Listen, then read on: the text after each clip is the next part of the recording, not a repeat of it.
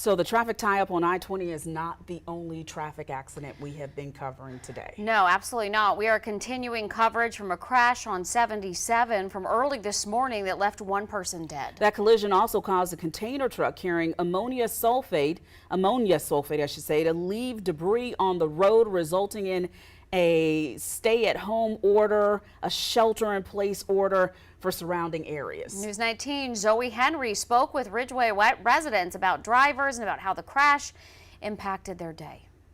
We left around 9, yes, and ran into the traffic. Deborah Barnett was on her way to Myrtle Beach on Thursday morning when her plans took a detour. They just took us off at 34.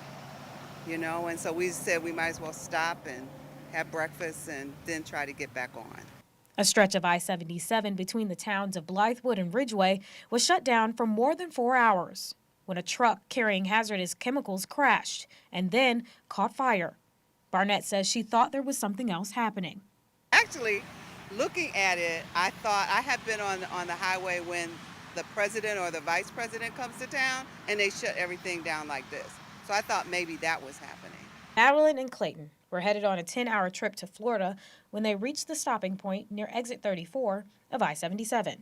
Well, everyone was stopped, and then as we got closer to, I guess, the scene, they just had a bunch of people picking up debris, lots of cops, and yeah.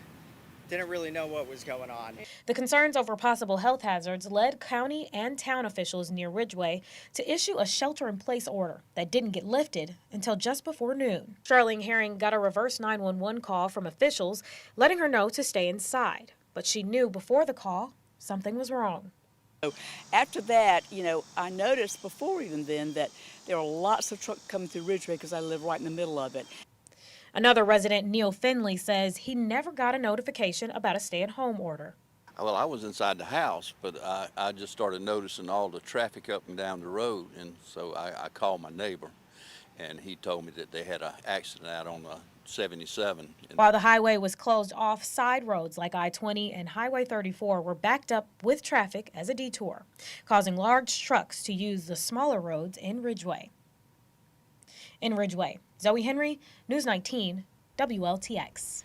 Well, the details of the crash, including what led up to it, still have not been released. Of course, we're going to continue to follow this story for you, not only on air, but also online at WLTX.com, and we'll bring you more updates as they are released.